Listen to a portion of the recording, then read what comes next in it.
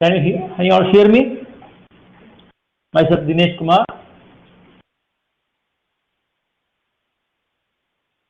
Okay. Thank you.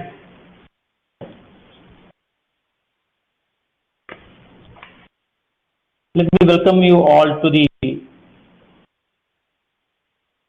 first session of a series of webinars which we are conducting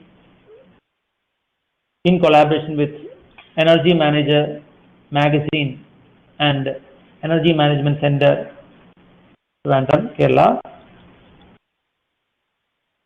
The online program is designed in such a way that one of the sessions of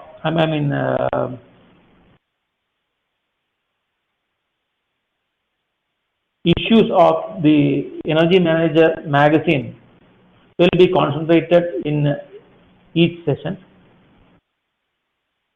in which the guest editor of the individual session will be addressing us with a keynote, while the theme authors of the issue shall talk on their papers. Today's session concentrates on Energy Manager issue January-March 2020 with the theme Energy Efficiency in Built Habitats. Today we have with us our director, Dr. R. Harikumar, who will be giving you an introductory remark on this program, after which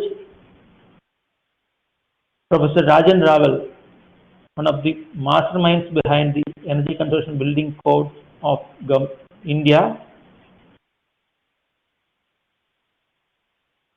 talking on the issue of January-March 2020 through his keynote address. Let me welcome Dr. R. Harikumar to talk on the program and as well as about this Energy Management Center, Energy Manager collaborative program. Thank you.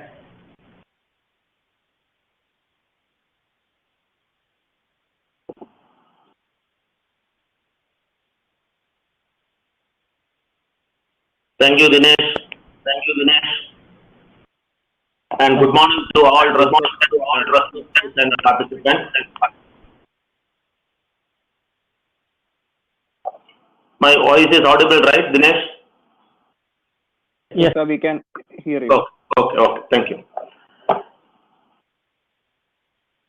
So on behalf of Energy Management Center, let me welcome all the learned speakers and the respected participants to this program. Energy Management Center, as many of you may be knowing, has been constituted as the autonomous center under the Department of Power, Government of Kerala in 1996, late 96, and we started our operation in 1997. At that time, we were more into awareness creation, capacity building, advocacy campaign, research, studies, etc. And when in 2003, when the Government of Kerala nominated EMC, Energy Management Center, as the state designated agency of Bureau of Energy Efficiency for implementing the provisions of EC Act 2001, we started looking at the implementation of the mandatory standards and labeling program, the ECBC, the PAD, designated consumer, CEA, CMs, agricultural, municipal, DSM, etc., etc. And I am with EMC since 1997. Let me introduce about the Energy Manager magazine also at this juncture, because I happen to be a point of common coupling for both EMC and the Energy Manager magazine. This Energy Manager magazine was launched in 2007 by the Society of Energy Engineers and Managers, SEEM. SEEM was launched in February 2005 after the first exam we conducted for certified energy auditors and managers in 2004. Thanks to the patronage, help, support of Dr. Brahmanand Mohanty, the regional advisor of Asia Pacific of the ADAM, the French Agency for Energy and Environment Management, the counterpart of Bureau of Energy Efficiency in France. SEEM entered into a working relationship with the ATEE, the French Association of Energy Auditors, and I warmly recollect a couple of delegations which I could lead during that time to Paris, where we signed an agreement with ADAM, and then as an offshoot, one of the offshoots or one of the outcomes, we launched the Energy Manager print magazine in 2007, taking note of the gap at that time that India didn't have any print magazine on energy management. So this is the 15th year of SEEM, and the 2007 means the 13th year of the Energy Manager magazine. And as Mr. Dinesh has explained, each issue of the magazine we take, and this is a collaborative program. This is the first program on the series. And if anybody would like to get the detailed articles of the magazine, you can contact Mr. Jayaraman, who is the editor of this magazine, who is also the moderator of this session. You can subscribe to the magazine also after getting details from him. He happened to be the founder, vice president of SEEM, and I was the founder, general secretary of SEEM when we launched in 2005. And coming to the energy efficiency in the built habitat subject, let me briefly indicate the status of the ECBC implementation in the state of Kerala. ECBC has been notified. Then based on that, we have amended our Kerala municipal building rules and Kerala Panchayat building rules, incorporating the provisions of ECBC. We EMC have done many number of capacity building programs, particularly for the government engineers from the PWD, from the town planning department, from the LSG engineering division on ECBC. About 2,000 plus engineers have been trained in that. And now we have started an ECBC cell in EMC, which will help the builders and the LSG for compliance check through energy simulation. Now our ECBC cell is not having many number of staff. We are less staffed. So as of now, we could cater to the demand of the market. And friends, as you know, Kerala, the booming sector is the building sector, whether it is in the hospitality or healthcare or IT or commercial buildings or in residential apartments. Number of buildings are coming up in a big way. Of course, this particular pandemic in this particular time have created a lull in the business, but we believe that when the NRIs, when our people who are coming from the outside the country, when they come back to Kerala, most of them have started coming back. And when they start new enterprises, building sector again, we believe there will be a tremendous growth. Therefore, we cannot neglect that building sector. Therefore, suppose the number of applicants to EMC ECBC cell increases. So, with that idea in mind, we have started creating a pool called BEEE, Building Energy Efficiency Experts, who could act as a third-party assessor for the LSG, who could act as a consultant for ECBC compliance check for the builders and architects. So that program is going on. In fact, EMC have switched over all its capacity building programs to the webinar mode starting 5th June 2020, the World Environment Day, and till 22nd March 2021, the World Water Day.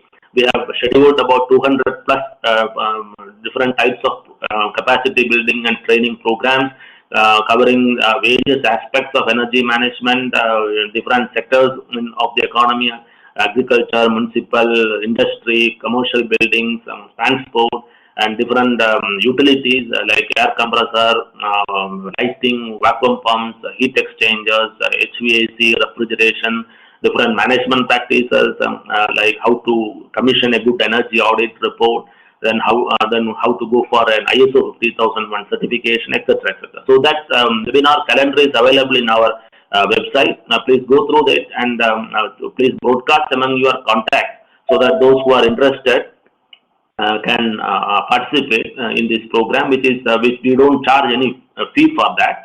And except for the certificate course for ECBC, which we run every month, second week. So June or July, 2 programs are over, where ECBC, for that, we have reduced the number of participants to 40. It is a hands-on training program on ECBC compliance check through energy simulation.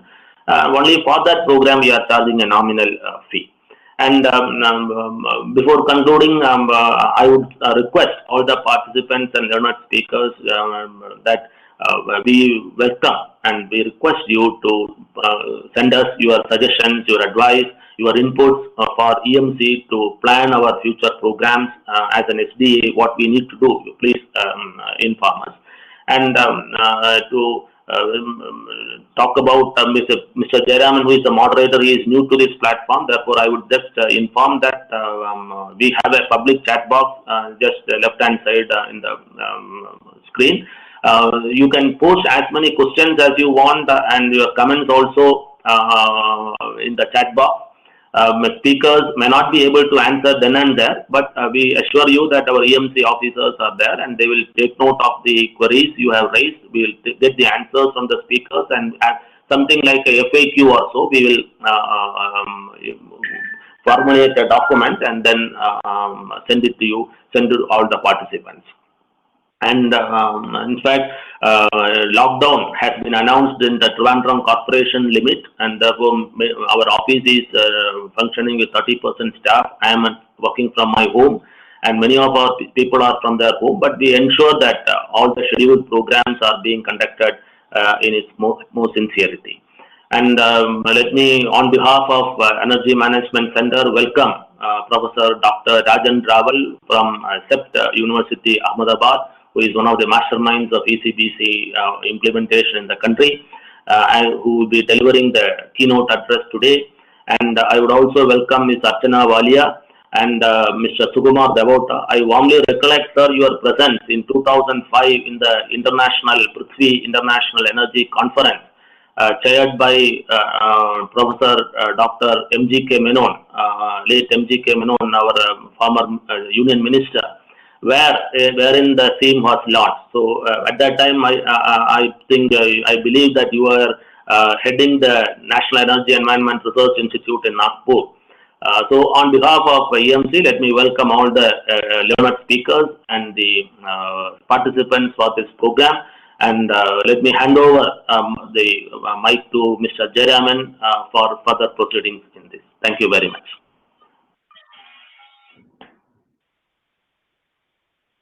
Hello. Hello. Yes, sir, we can hear it. Yeah, okay.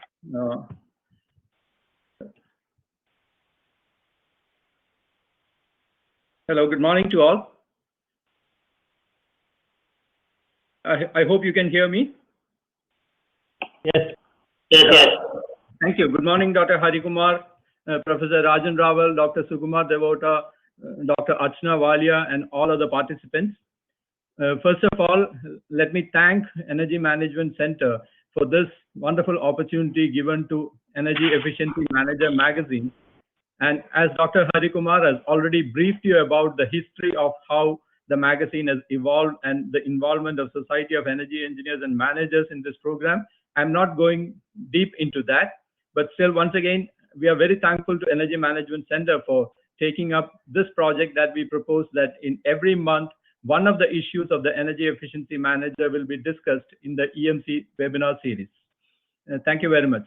And as already briefed by Mr. Dinesh and Mr. Hari Kumar, this issue is the last but one issue, the January-March issue of the Energy Efficiency Manager released in 2020.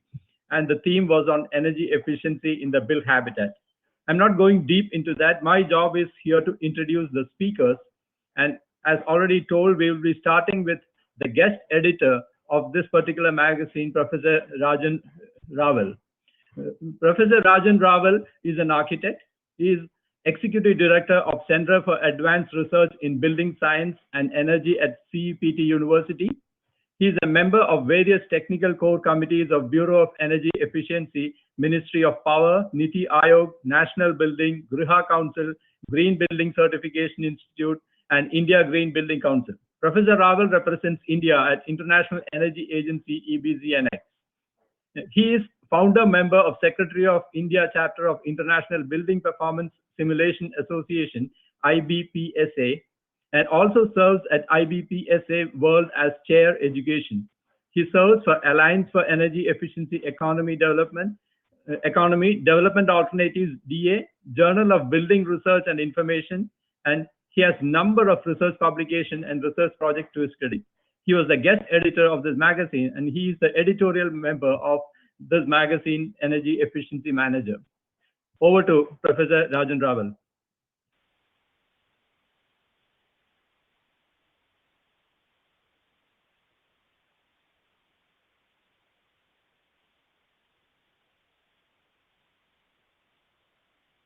And especially Raman.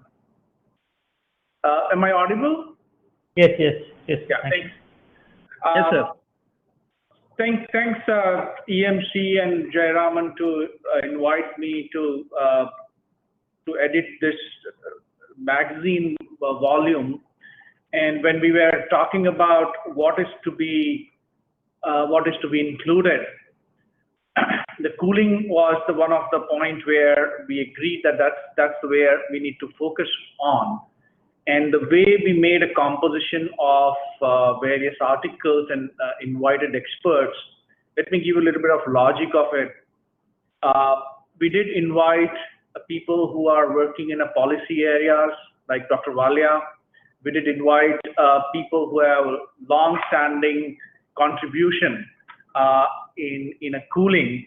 And generally, when we start talking about cooling, we do talk about equipment and efficiency of equipment and so on and so forth.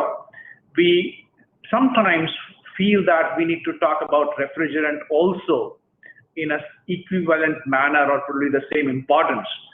And that was a point when we, in India, generally when you think about refrigerant, probably only one name comes out, is Dr. Devota. And gracefully, he agreed to write a piece which is now part of the issue. And then with that, we also invited a couple of industry people, probably from Danfoss and also Global Cooling Pride, which is one of the activity which has created a lot of buzz, and also one or two very young researchers who try to work in the area of thermal comfort and cooling. So that's what the composition of the articles, and probably some of you might have seen the issue. Those who have not seen, I encourage them to see this. And recently I came across one or two architecture colleges and also one or two engineering colleges. They are thinking about using this open source, that's one most important, this open source resource as a reading material to their first semester admission students. So I think the way the whole issue came out is definitely extremely valuable, and for a very long point in time, people will be able to get bit of general knowledge. At the same time, those who are interested in looking at some depth in the domain, they also will be able to get that. So that is what the composition and logic of the issue was. And let me try to sort of get you a little bit of background, and I will be able to share my screen. Let me stop sharing the webcam and then try to upload my presentation. And then try to give you a little bit of background and context under which we are working. So somebody might need to help me out to get the presentation on. I don't see that plus sign which generally you see. Hello, sir. I'm Sharad from EMC. You will be now. Can you see the plus sign there? I can see now. I can see the plus sign now, and I have uploaded the presentation. Probably I might need to resume the presentation. Okay, sir. Just click the plus sign. Go to upload presentation. There you can. I did that. Yeah, I did that. So there is a checkbox. besides your presentation. You need to click it, and in the top, you need to click on confirm. I did that, and probably this image which I'm seeing right now on the screen might need to go so that other presentation can come out. Just a second, sir. Just wait a second. I will do it for you. Please wait. Yeah.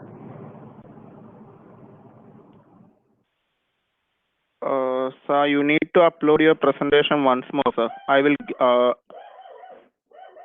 There's no presentation there. It's called Rajan R keynote underscore team B2. Okay, let me put it again. Yes, sir. Of course.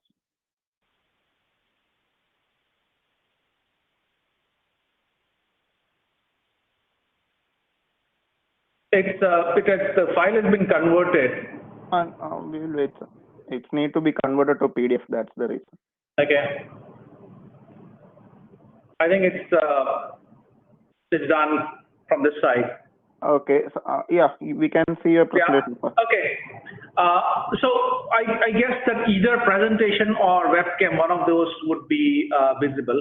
There's some resolution issues I see, but it's okay. I think we can move forward. I think when we talk about energy efficiency in a built habitat, one of the key components which we try to look at is the cooling. And the way we have started looking at this cooling is in the immediate past, and when I say immediate past, it's probably last 40, 50 years, a majority of our focus was on clean air, clean water, clean food, or healthy food rather.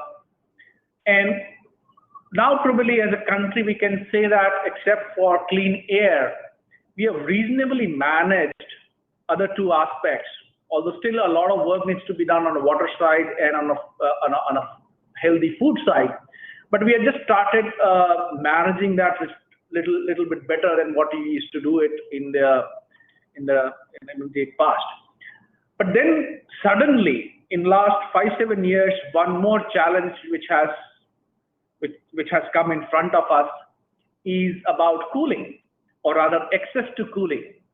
So if you see that access to clean water, access to healthy food, and access to clean air, probably another addition we have now is access to thermal comfort. And the way the buildings and cities are getting made, it seems to be impossible to get a comfort without any kind of mechanical means. A lot of people talk about whenever it comes to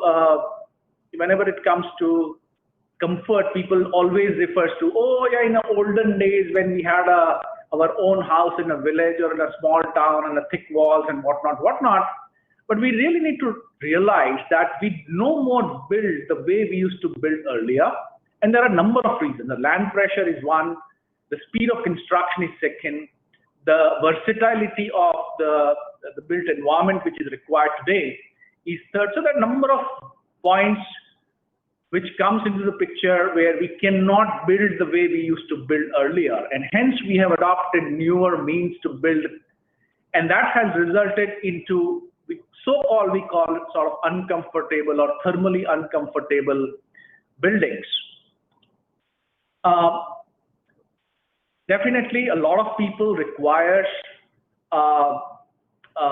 buildings, and they need to be housed in the buildings. Urbanization is increasing. Income is also increasing, and that means that want of comfort is now just not a physics or technological issue, but it is also a social issue where let's just assume that I am a class 4 service person in a government office or in any educational office.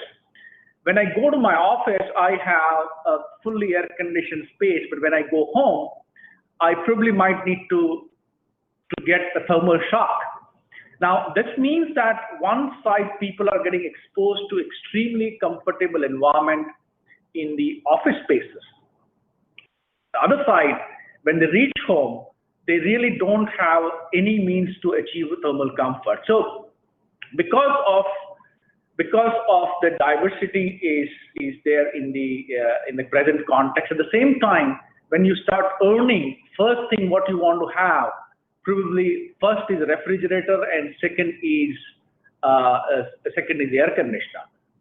There was a time when people wanted to buy a car before air conditioner, but now with a lot of traffic and many other things, parking issues, the air conditioner has taken a precedent or as a preference towards any other kind of vehicle. Now, what all these are sort of adding to a burden on a climate and the kind of energy which we use, whether it's a direct or indirect emission which happens through mechanical cooling. At the same time, it does have an economic impact. Uncomfortable situation does impact the productivity and does also lead to some certain kind of economic impact. And there are various studies which tries to put a number to this loss. What we have seen also in a recent time is not just about increased temperatures or consistently high temperature in urban areas. Not only that, but consistently high humidity in the urban areas and in general as well. So in coastal areas, temperature may not be as high as 40, 41 degrees, but even 36, 37 degrees with a high humidity is likely to put person in an uncomfortable situation. And at that point in time, none of these present technology which works in a low energy cooling, we call it evaporative cooling and so on and so forth, they are so much of help. They're less helpful, I would say, in certain conditions. So not just about temperature rise, but temperature rise with a consistent high humidity also put us in a place where we need to think about some kind of active cooling. And there are heat waves. The point about humidity is that even if you keep drinking if you keep drinking water, if you keep taking a fluid, because of the high humidity, your ability to lose heat from the body reduces drastically. So if you are in a dry heat like Rajasthan or some part of Gujarat, by having a fluid and bit of salt in your body, you can still manage yourself reasonably well. But when it becomes a humid, that is where the major challenge we have, that you really can't lose the heat by evaporation or by perspiration, and hence you require certain kind of cooling. Now, if you see the population of country, and I'm just probably taking 2011 census, what you see in a blue color is a population in millions, and what you see in a gray color is area or urban area in 1,000 square kilometer. From Kandla to Surat to Mumbai to entire western coast, and also on the eastern coast, we have a lot of cities up to Calcutta. And these cities, Chennai, Calcutta, they are, Mumbai, Chennai, Calcutta, these are the three big cities housing a lot of people are in warm and humid climate. Lot of population there, as you can see here, probably about more than 60% population is in a warm and humid climate, and also urban areas are more. And this is where challenge for the cooling lies, that as I was mentioning, the high humidity, high temperature is an area where a cooling is required. India is one of the first country to come up with the India Cooling Action Plan, and you might have seen this slide many times earlier, that amount of space cooling in building for last year, up to last year, was about 57%. it is going to go up to about 74% in total. And right now we might have about 100 million TR as a installed capacity. Probably it will go up to about 750 million tons of cooling required by next 20 years. Now, these numbers have been vetted out by a number of people. What I'm just trying to say is that our cooling demand is going to be probably 11 times more than the baseline. Now, when we talk about such scenario, we also try to look at what is the primary energy supply, because cooling is directly connected with the energy supply, and even with the best of the best intervention, with a 30% reduction due to various kind of intervention, whether it's a technological upgrade or it is a better buildings and so on and so forth, we still will be much higher than where we are. Probably you can look at these India Cooling Action Plans. A lot of presentations available on a website to do that. And among that, what you're seeing is that a large amount of cooling is coming from room air conditioner. Whether it is split, windows are going out, probably, and Dr. Walia might be able to tell you much better about what are the trends and how the standards and labeling program is addressing these things. But room air conditioner consists amount probably about 40% right now, and in next 20 years it will be about 50+% of electricity consumption. So, do we have tools to meet these challenges, or do we have knowledge to meet these challenges? Sometimes we do have knowledge, but we cannot translate that knowledge into something which market can adopt. It may remains with a university in ivory tower, but cannot reach out to market. Or sometimes we have a tools, but we don't know how to use these tools to change or to meet our challenges. And one of the simple systems is one needs to downsize. That means one needs to work in envelope systems. There was an architect, a French architect called Le Corbusier. He said that a house is a machine to live in.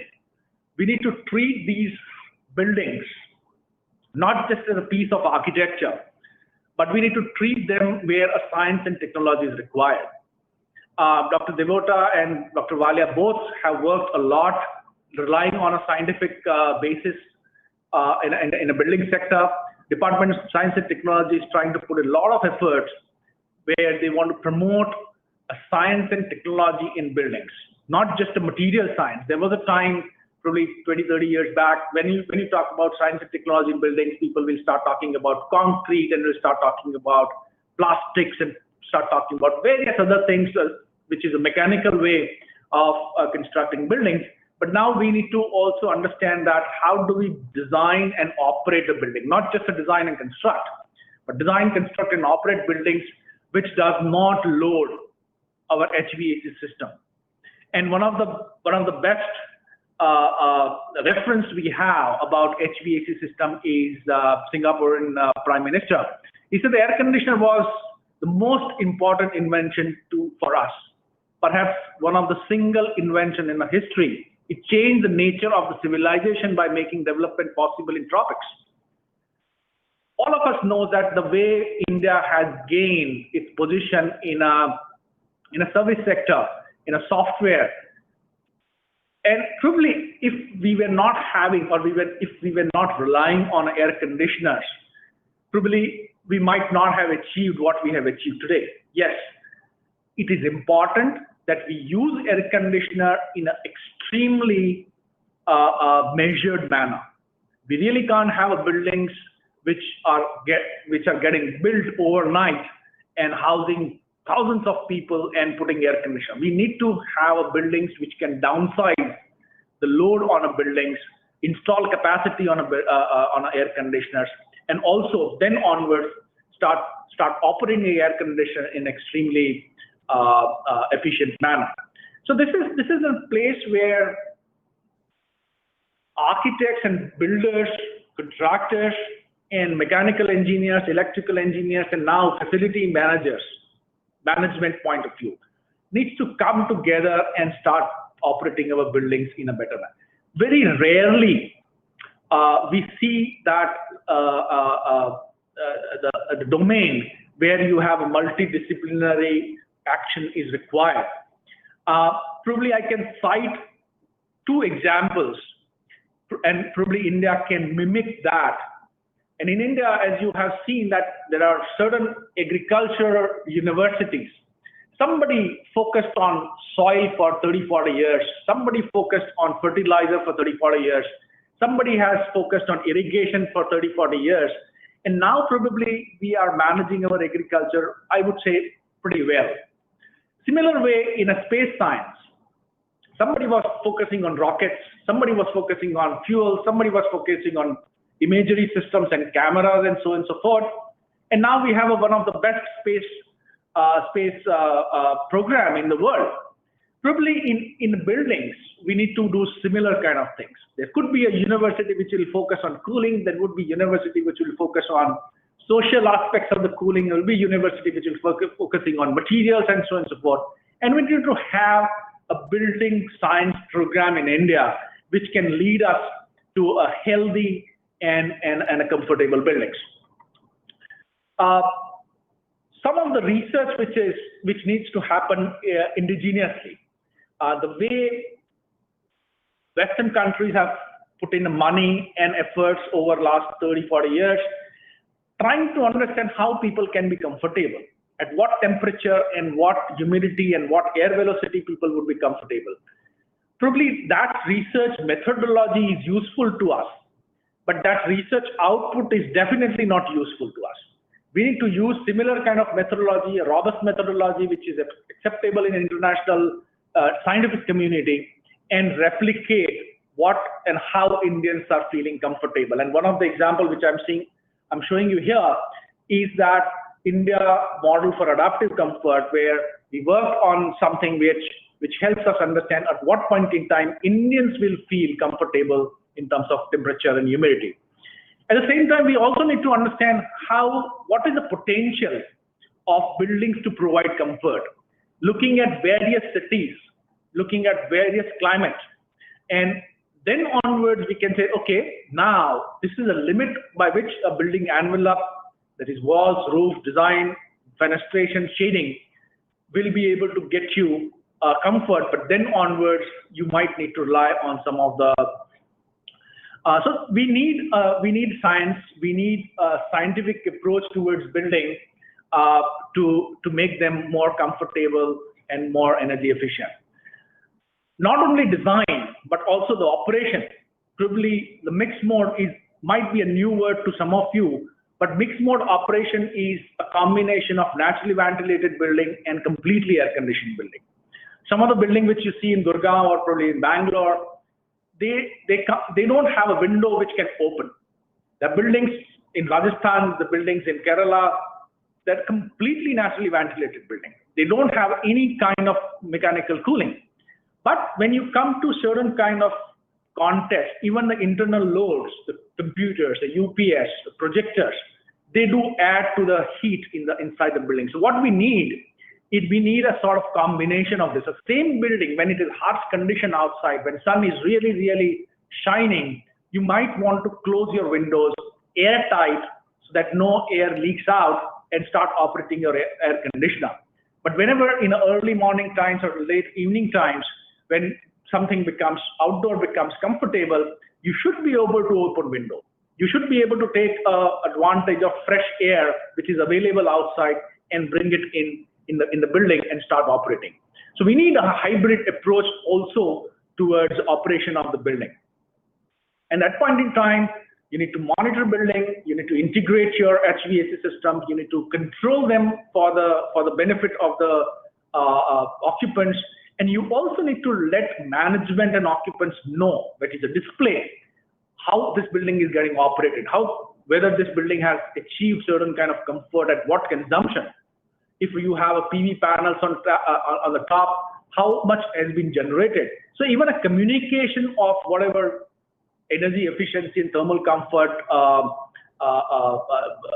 activities are taking place needs to be communicated to all, not just the occupants, but also people who own these buildings. So integration of building envelope and systems and HVAC systems is must.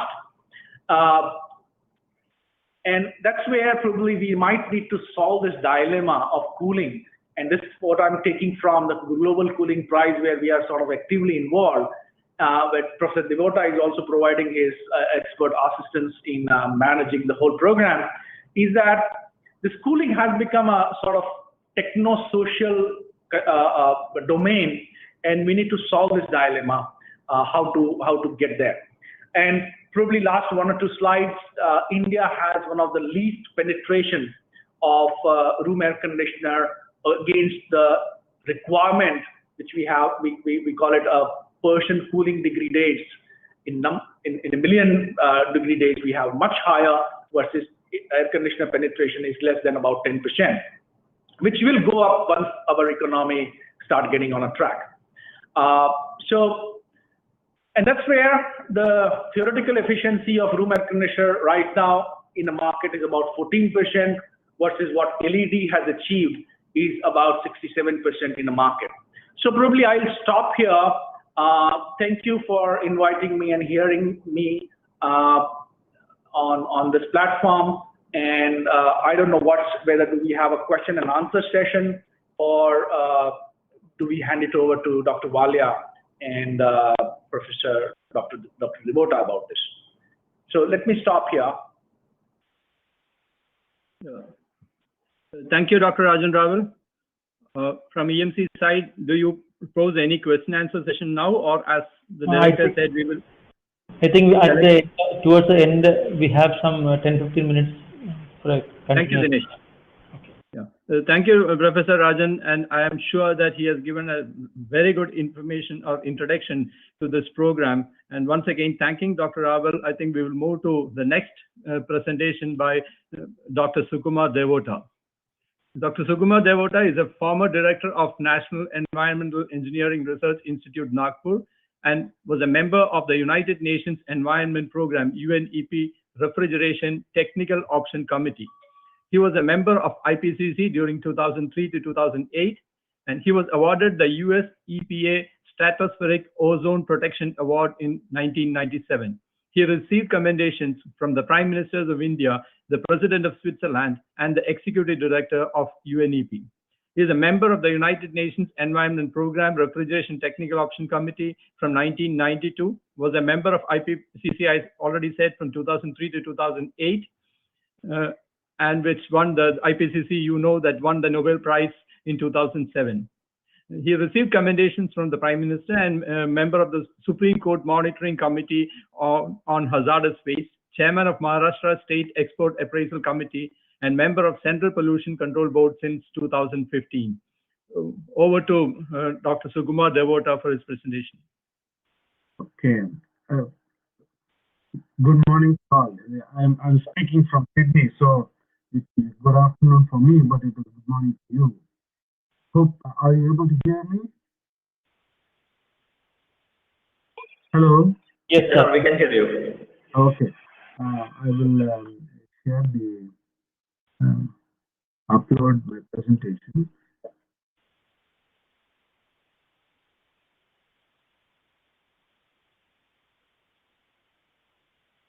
Yeah, I'm trying to, okay.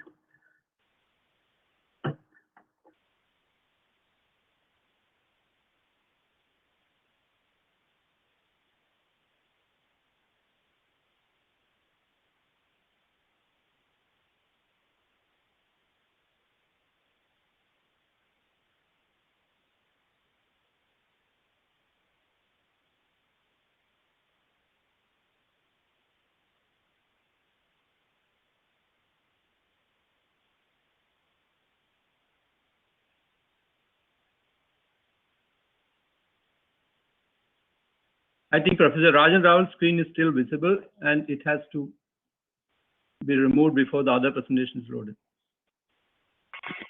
No need, sir. It will automatically be removed. Once the other presentation is presented, it will automatically be removed. Thank you.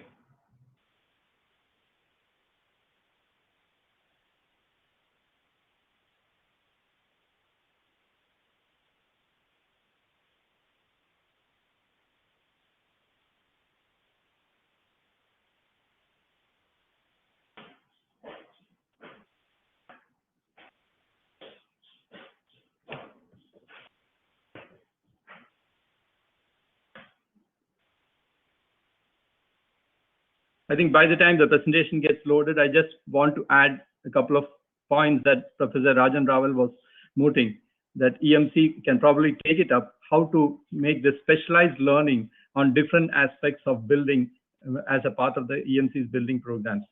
And we need to have specialists in each and every area. And that is one point that we may have to take it up, and especially in our engineering colleges and syllabuses, how this specialization can be built. And that, thank you, Professor Rajan, for giving that wonderful point on how we have to go ahead in the coming days on designing our cooling roads.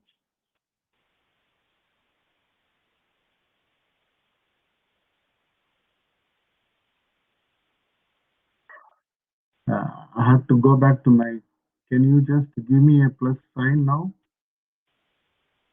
Yes, sir. Wait for a second, sir. Yeah. Now you can upload. Yeah.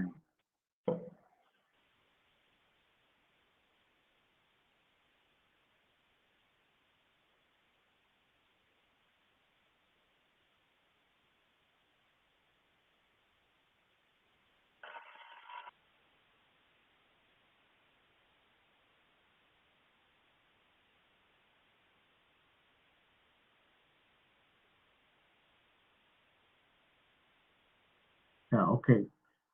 This is my presentation. I'm going to speak on ACs and Mantra protocol, interlinkages between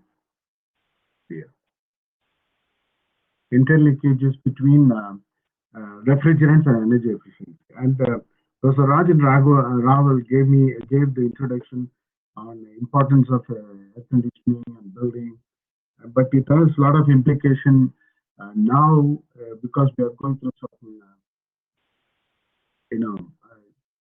regulations on what refrigerants you can use, what refrigerants you cannot use. So just to give you a very briefly, a Monterey Protocol. Monterey Protocol has been there. We are a member. India is also very active member of the Monterey Protocol, and we have phased out chlorofluorocarbons, but we are in the process of phasing out hydrochlorofluorocarbons. When you say HCFC, the refrigerant used in an air conditioner is R22. It is an HCFC, hydrochlorofluorocarbon. And so that is supposed to be phased out by 2040. 2040, it has to be completely phased out. But at the same time, a modification has been made, amendment has been made to include hydrofluorocarbon, which is not an ozone depleting substance, but it is a greenhouse gas. That has been included into the Montreal Protocol because for some reason they couldn't take it under Kyoto, and Kyoto is defunct now. So they tried to include it in the Montreal Protocol. And this slide shows you that HCFC has to be phased out almost to zero by 2030, and HCFC and HFC combination in tons of carbon dioxide equivalent, it has to be phased out by 2050. But India is in the last. This is India's. If you can follow the cursor, this is India's thing. We are in the that group which will phase out HFC, phase down HFC in the last in the list. And in India, we have to phase out R22, that is refrigerant 22 used in air conditioner by 2025. That is the local regulation. So keeping this in mind, we are in a kind of a combination of two things. We have to phase out HCFC 22 in the from air conditioner, but at the same time, we have to keep in mind we cannot build high GWP gas. GWP means global warming potential gases, that is greenhouse gases. So therefore, you'll find that Montreal Protocol through Kigali Amendment is bringing in global warming issue into this. Montreal Protocol was only meant for ozone depleting substances, but it brought in global warming potential into the regulation. And therefore, once it came into that global warming, the parties decided to bring in energy efficiency also. Originally, Montreal Protocol did not want to get into energy efficiency. It was left to the countries to consider what is appropriate for them, affordable for them. And the Montreal Protocol did not even fund for any improvement in energy efficiency originally, but later they agreed with the Kigali Amendment that we will consider funding for energy efficiency improvement also. So that's the way it is. But so the dilemma for a country like India is, do we go through HCS R22 to some HFC, then go down to low GWP refrigerant, or can we do it directly to low GWP? It all amounts to money. At the same time, availability of components. Yeah. Why this energy efficiency for India is becoming important is, as Professor Raval said, the growth of Indian RAC market, room air conditioning market.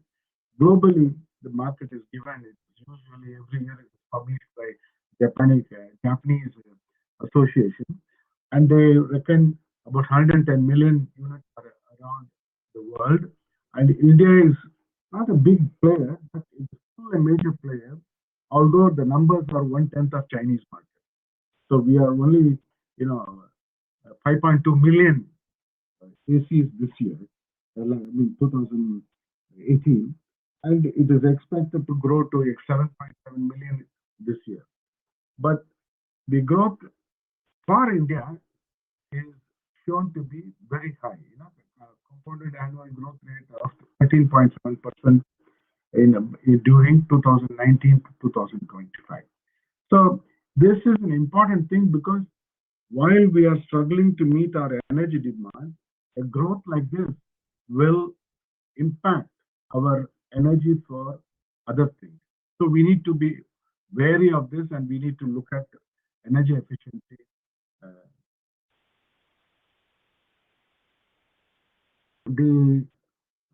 If you look at the Professor Raval mentioned about Indian Cooling Action Plan, and the Indian Cooling Action Plan is a very good compilation of it's only one of its kind in the world that India produced this document, and talks about what cooling plans are required.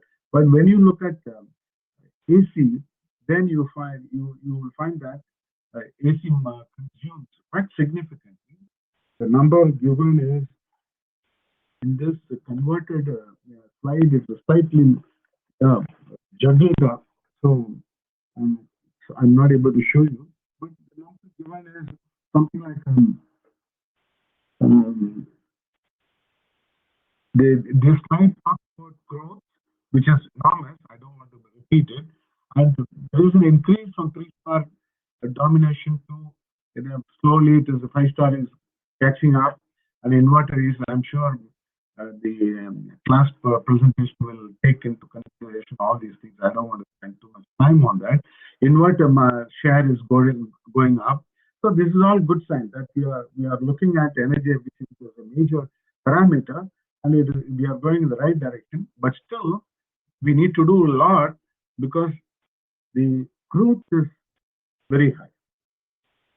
And referring to Indian Cooling Action Plan, I want to show you that the energy consumption of air conditioners is about 56.7 terawatt hour, about 5% of our energy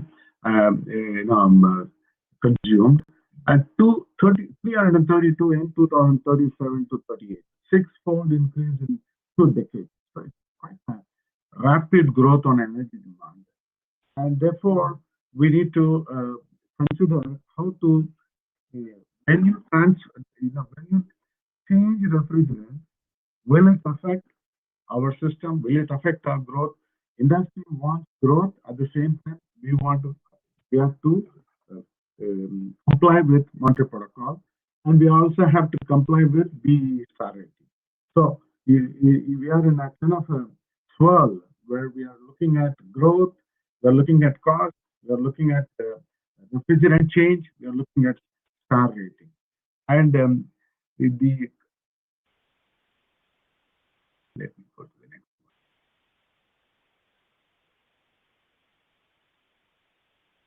The refrigerants used for, if you go to the refrigerant, 22, R22 has been used universally till 2000. Almost all ACs were using 22. Now, with the Montreal Protocol, most of the countries have phased out, particularly developed countries, and some of them phased out very early, like EU, for heat pump. And for large systems, you would have, I am not talking about large centrifugal chillers where you use HCFC 123, and I'm not going to speak on. I'm going to restrict it to window or split AC, because in India we still have window AC. I'm sure you will get something about it in this presentation. But the majority is on the split AC. Therefore, I'm going to focus more on split AC.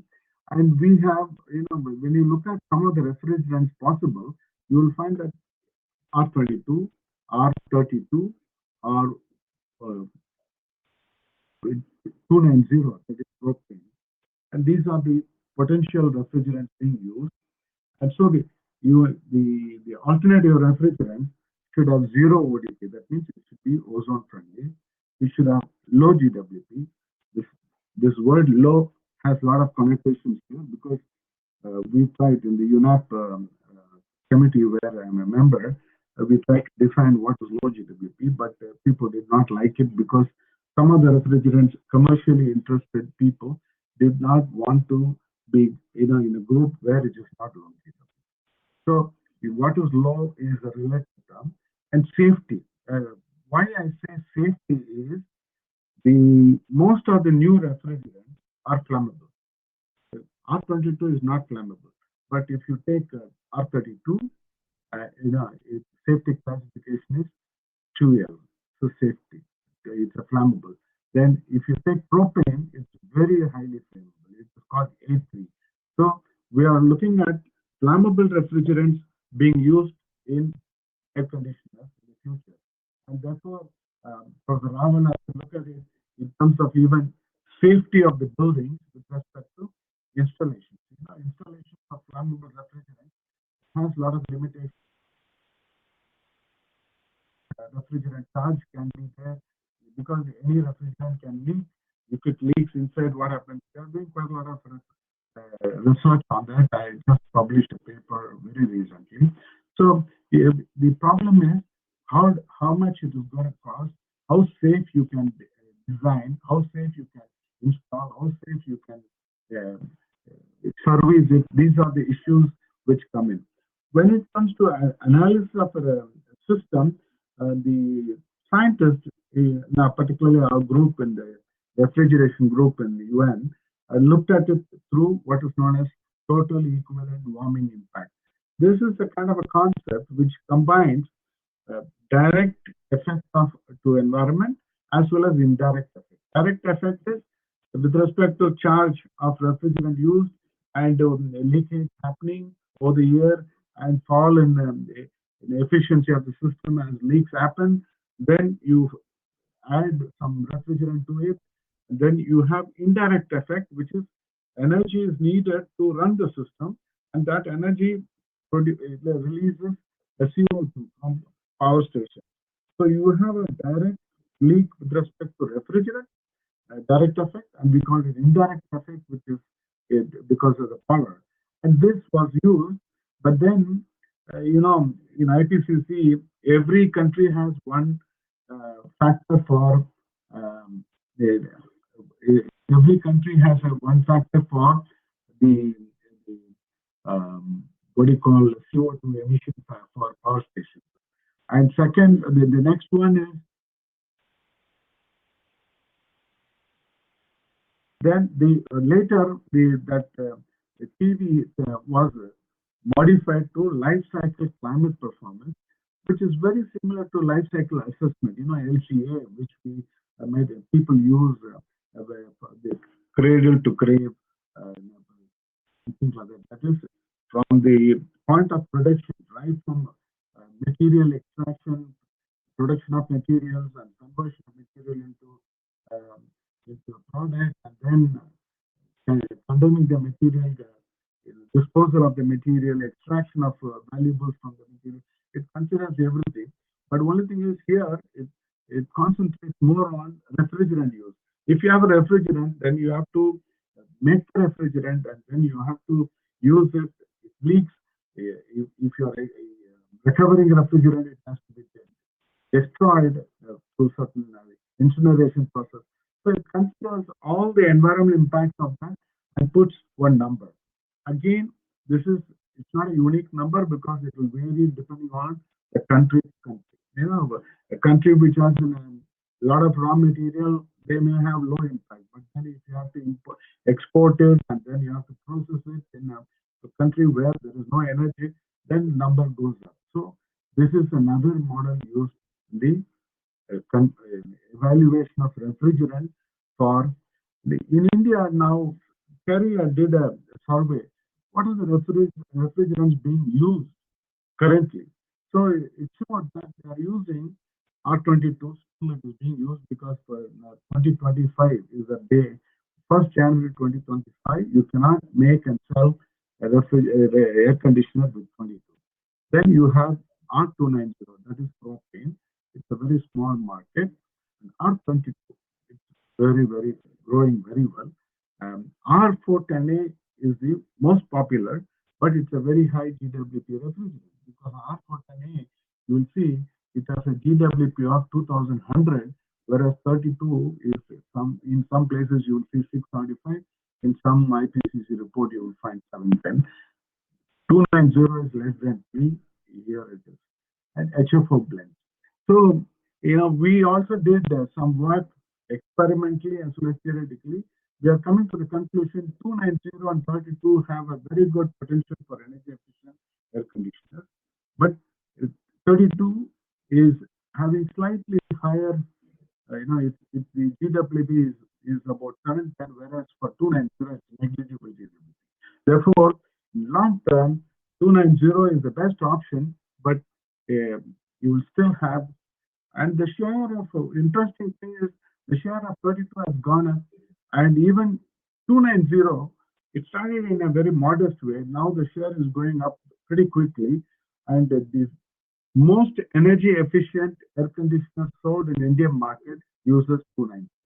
So propane is in a flammable gas. You know that it's like what you use it for burning or in LPG. LPG contains propane, butane, and acetylene. So a little bit of very low percentage, but basically it's propane and some isobutane and butane. So propane is a flammable gas. Therefore, I've done a lot of work on propane. Produced a PhD on propane for air conditioners, and we gave the technology to one of the companies, and they got rich, and they are made for propane based air conditioners. Now their air conditioner is the most energy efficient air conditioner in the Indian market, but its share is very low. So as I said, today you can buy up to 2 tons using propane,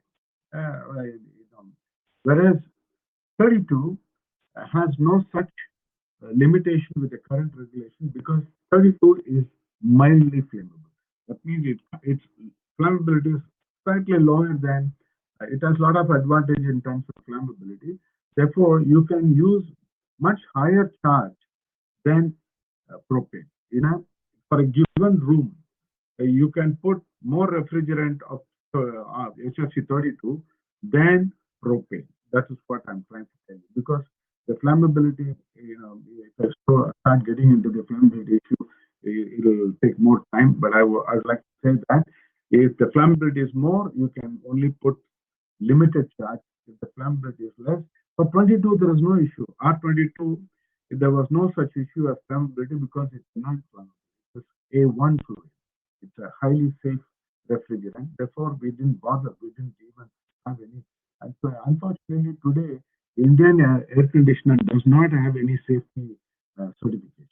It has energy certification, but it doesn't have safety. And so, there are some international safety standards, and I happen to be in that standard committee for 3 years. And that standard has been revised 2018. It has been revised and it is available for more in for A12, that is A32, but it is not still fully conversant and facilitating for 290.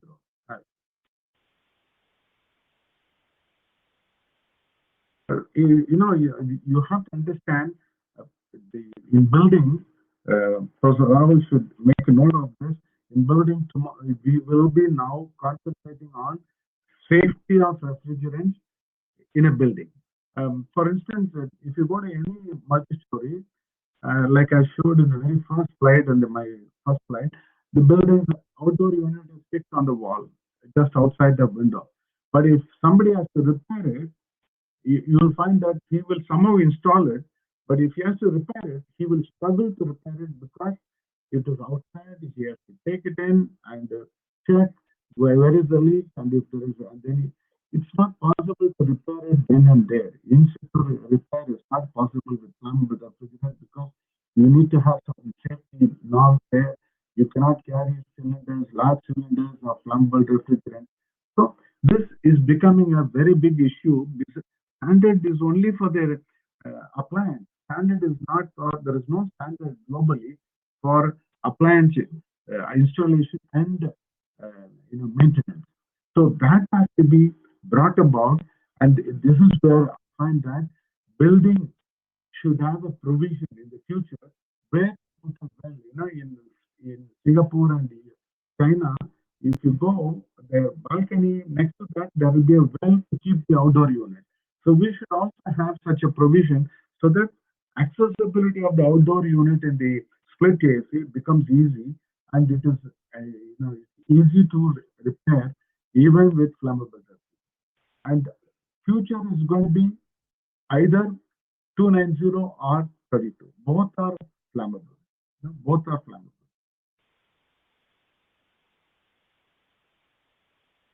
Yeah.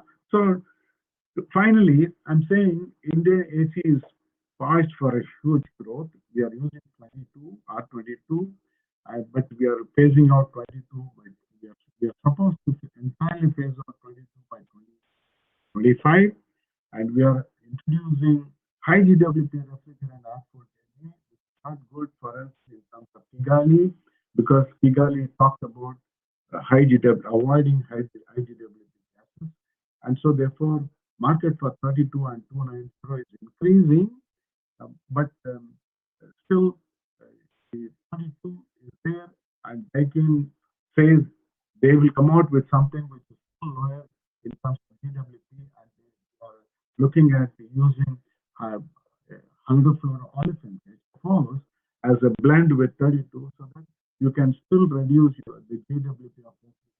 When you use a blend, you have one issue, it's maintenance. When a blend leaks out, then you cannot stop it. You have to entirely remove the refrigerant and put it back. This adds to environmental degradation.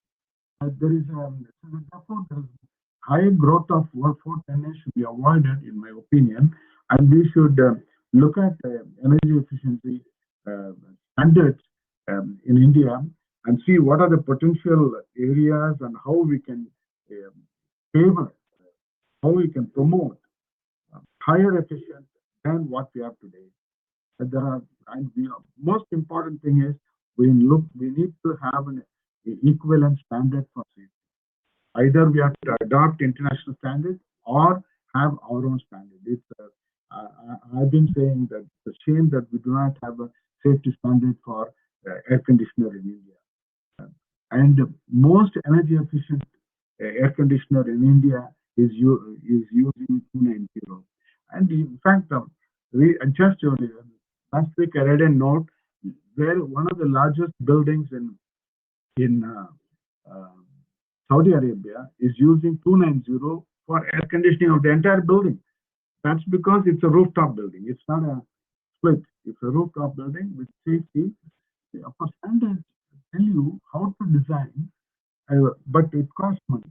Anything you want to do for safety, it costs money. So rooftop designs of 290 are available, and it is possible to improve energy efficiency. See, in our report, international report, what we have found is that it doesn't matter what refrigerant you use, ultimately all refrigerants give you plus or minus 5% variation. Today, see, people say this refrigerant, new refrigerant is giving better value than the old refrigerant. The truth is, for the new refrigerant, industry puts enormous effort to improve the energy efficiency. If you had put the same effort for the old refrigerant, even the old refrigerant 22 will give you better performance. But we're not going to do that because it's going to be phased out. So if the scientists all over the world, including technologists, now is of the opinion that it doesn't matter what refrigerant you use. If you put your effort on the compressor and heat exchanger development, you can improve the efficiency significantly, and you can have a better.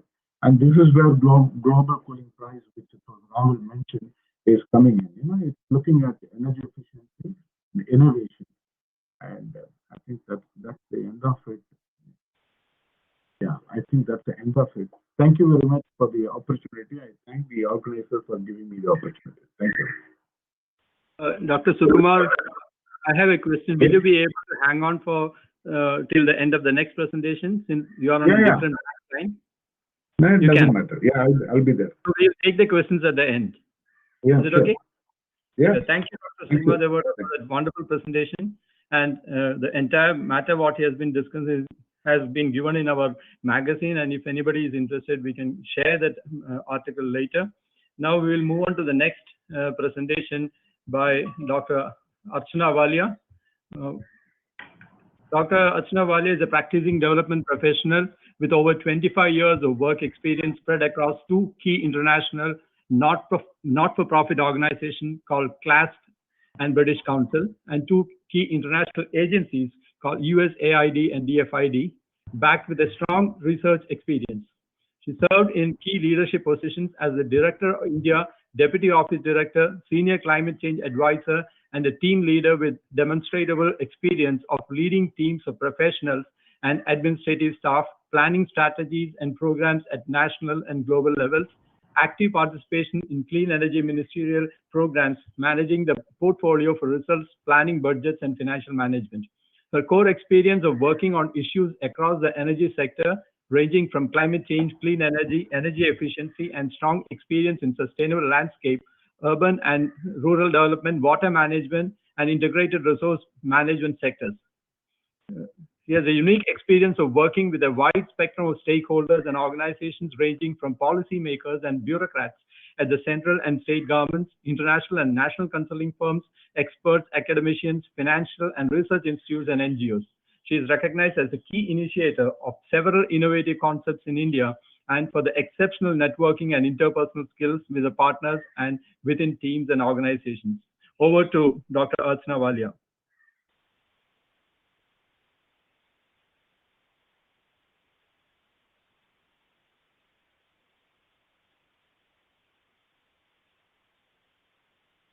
It will take some time for the uploading of the next presentation, and participants can log in their questions in the chat box, and we can take those questions at the end.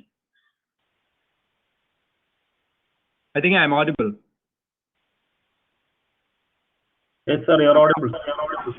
Thank you.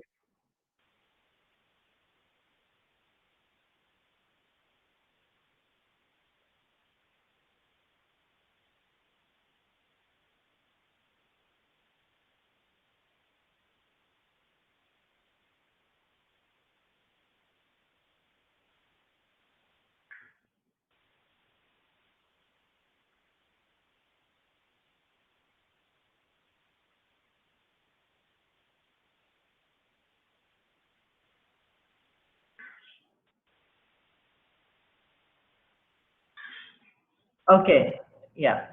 You're welcome, Dr. Thank you, Mr. Jayaraman. Thank you for a very kind introduction, and thanks to the Energy Management Cell, to you, and to my very dear friend Rajan for first inviting me to contribute a paper in the magazine and inviting me to the webinar. So I'm really happy to share the work that we've done over the last few years. Is the presentation now visible to everyone? Yes, it is visible. It is visible. Okay. So the title of my presentation is How Energy Efficiency Policies Transform the Space Cooling Market in India. And this is basically all the work that I've done with my organization I was working with, CLASS, with the Bureau of Energy Efficiency over the last 9 to 10 years. So most of the work that I'm going to share here is actually on the ground, factual, real work that has happened in the country. So just moving on, this is broadly the outline, and I think I got a very good context from the presentation made by Professor Rajan Rawal and also by Dr. Rueta. So I don't really have to dwell on the larger, scenario in the country, but just like a few projections to put it in the context. I'll be talking about the major policy that we have for improving the efficiency of the products and equipment appliances, and here we'll only be discussing the cooling products. So I'll dwell a little bit more as an example on the room air conditioners, because that is where majority of the work has happened over the last several years. But I'll also be talking about some of the other cooling products like refrigerators and ceiling fans, chillers. A little bit put it in the context of like the recent development on the India Cooling Action Plan, and how all these policy drivers have basically helped in transforming the market towards more efficient products. So here I was very happy to note that some of the projections that have been shared by my other very accomplished speakers, I think we're more or less in the same space. We are not really off the mark from each other. Cooling, as we know, and I think Rajan explained it in detail, is a cross-sectoral requirement. So we're looking at thermal comfort, but I think this is one requirement which has major implications, whether we're looking at the food security issues or we're looking at the health issues, because for vaccination, for all the kind of medical treatment, and for storing of food for long-term, short-term, and of course what we've been seeing in the building sector, both residential and commercial, it is a very, very essential requirement for economic growth. So the annual energy consumption that we've seen from space cooling in 2017-18 has been 126 terawatts. But I think the important point to be noted, as has also been laid out by the previous speakers, is that this demand is projected to grow, and we are looking at like a doubling up of this demand in the next 10 years, and about 8 times in the next 20 years or so. And also that the space cooling contributes to the peak electricity load, and that is also expected to rise from 10%, which is current, to 45% by in 2050. And buildings basically contribute to 57% to this cooling demand. So these are just like the contextual indicators or projections that have been, that the government refers to, and that has also come up in the National Cooling Action Plan, which kind of, makes like a very urgent and a compulsive need to go in for efficiency improvements. So what has been the efficiency policy drivers? Basically, I think you're all aware, and this is something that I think all of you are more informed than I am, that the intent and the seriousness, I think, that was put out in the country towards energy efficiency came by the Energy Conservation Act of 2001, which also mandated the establishment of a national nodal agency called the Bureau of Energy Efficiency. And out of the 10 odd thrust areas that BE identified in the area of energy efficiency, stamps and labeling is one of those programs for improving the efficiency of the appliances, products, equipment, which was launched in 2006. Now, all this work has been going on, of course, under the stamps and labeling program, but I think the National Cooling Action Plan launched in 2019 kind of, added momentum and added a kind of seriousness to this, pace and the path that is already undergoing under the stamps and labeling program. So NCAP, and I think I don't really need to go into that because Dr. Rajan Rawal explained that quite in detail. So just, sorry, this is all now garbled up a little bit. But But basically, I think through this slide, what I want to show is that the room air conditioners, and thus far, I guess the efficiency focus was basically on room air conditioners, and much as the market has been growing, for the penetration is still very, very low.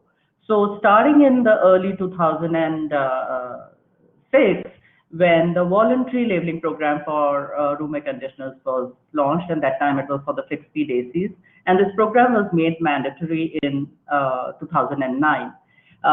In 2011, as more kind of technologies and kinds of air conditioners came into the market, the cassette and the floor mounted, this was introduced or integrated into the program in 2011. And from 2012 and 2016, we've seen various rounds of revisions that have happened to improve the efficiency. Now, when the efficiency of an air conditioner is improved, and I'll come to that in the next subsequent slides, we are actually making a concerted effort to move towards more efficient products, and we are in this process also eliminating the least efficient products from the market. So this is in fact, I think, a good example where when the level of preparedness in the early years was not very good, we started with very low efficiencies, but they laid out a biennial increase in the efficiency by 1-star level.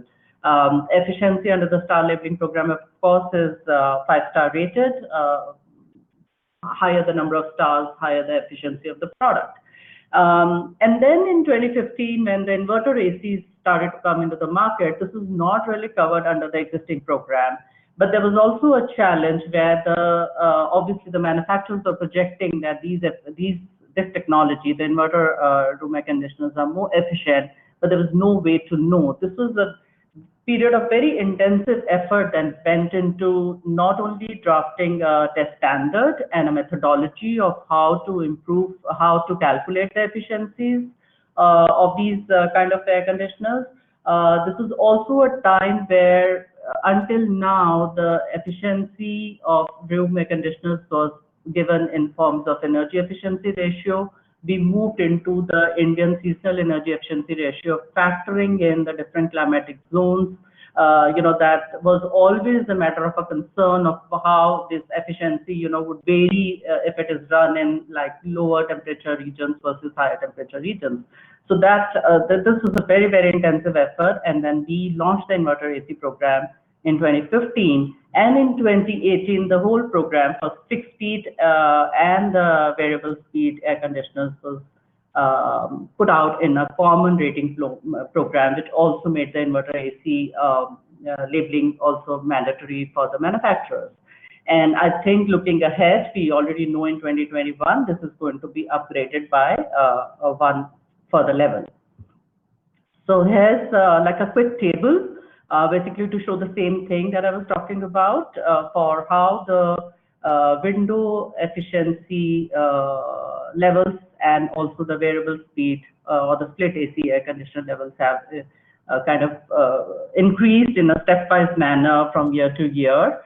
So we can see that the 5-star in say in the early years 2009 and 11 actually is the current 1-star in 2018 and 19, and it is going to be actually 1 notch higher in 2021. So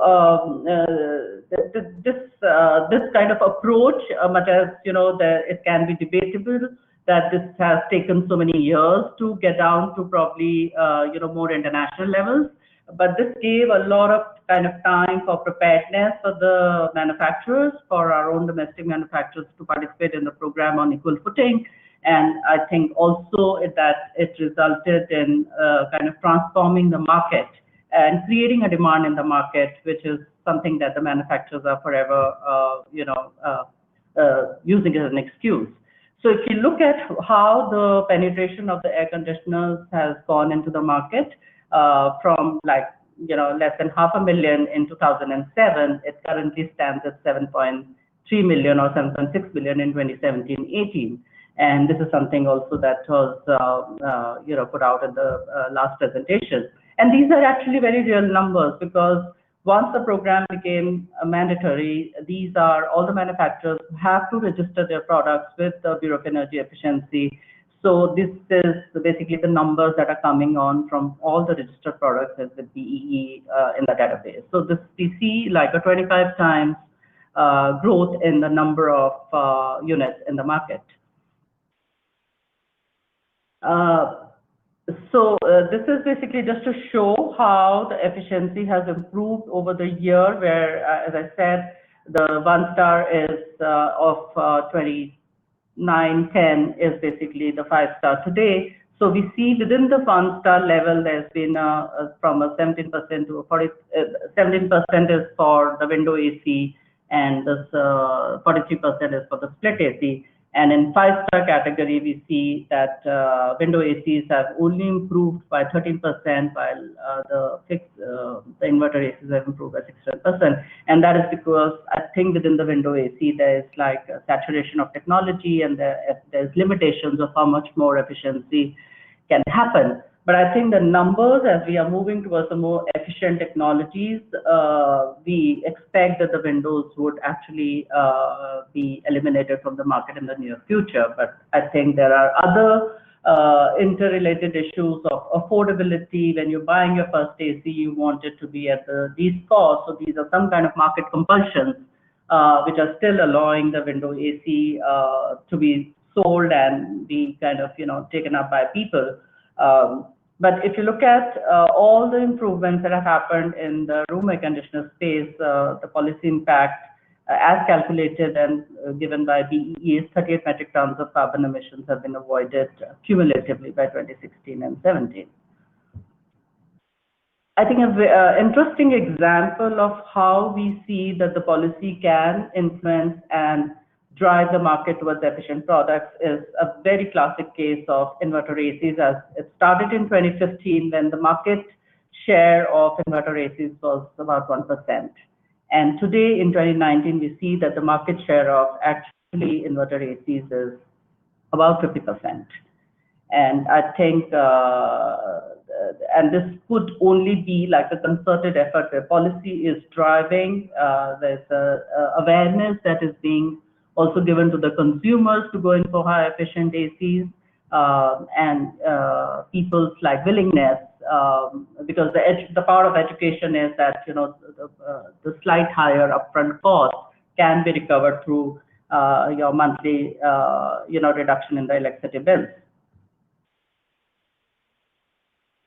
So after the AC story, again, the slide is slightly jumbled up here. We have a similar story on refrigerators, where it started with a voluntary labeling program on frost-free refrigerators in 2007, a voluntary program on direct cool refrigerators. The refrigerator program became mandatory in 2009. It saw several rounds of revisions in its policy, and again, I think over the decade or so, we see that there's been a 5-fold increase in the efficiency improvement, and I guess the big step forward here is, and I think that is also the objective for some of the other equipment where there are variations in the technology so that the consumer is not confirmed. Even though the labeling program even currently is very technology agnostic, but the common rating plan that is coming up in 2022 for BEE, both for frost-free and direct cool refrigerators. And I think this is a great incentive because the consumer can easily see that if a direct cool refrigerator is like in the lower band in its rating plan, falls between 1 and 2 star, while the frost-free refrigerators or the advanced technologies are higher rated, then it's an easy choice or an informed choice that the consumer can make. Similarly, there's again an interesting example of the ceiling fans, where the first voluntary labeling program actually was launched way back in 2009, and the program actually did not see any revisions. And for the last several years, when there was also an effort by BEE to talk about super efficient program, because the fan, the sheer number of volume means that there's a lot of saving that can be accrued, and there were a few challenges to be addressed on airflow and so forth. But in one basically big attempt, he has increased the stringency of the efficiency of the ceiling fans, and also made it mandatory. Actually, this month is when it is supposed to become mandatory transition, where the 5-star became the new 1-star in 2019 and 22 vision. And only yesterday I was looking at a tweet by the Bureau of Energy Efficiency, where they said that the ceiling fans, compared to 17-18, it saves 472 million units of electricity, and in 2018 and 19 that has jumped up to 563.3 million units of electricity. So I think through these kind of policy, there's a major impact on your GHG emission reduction or electricity savings. So chillers, you know, I mean, this is basically where the program was restricted for several years, but we knew that, you know, as India is urbanizing and as with the economic growth, there's larger buildings coming up, and, you know, the chiller, the malls and so forth, the chillers was something that we had absolutely no clue on what the efficiency levels were. And I think this was also another equipment or technology which kind of, you know, linked up the standard labeling program with the building energy efficiency program. This was the time when the ECBC was being developed or revised or upgraded. But it took a long time to develop a chillers program because, you know, it was all about having a test standard available in India. The whole certification of the chillers is still very, very international, and how do you kind of, you know, build that capacity? But it was a long time in coming, but it was really encouraging to see that this program was then launched on a voluntary basis in 2018, and we are expecting that December 2020, where the current validity ends, that the program probably should be transitioned into a mandatory phase with some increased stringency as well. And the policy impact of this has also been 23.5 metric tons of carbon emission reduction projected cumulatively to be saved by 2030.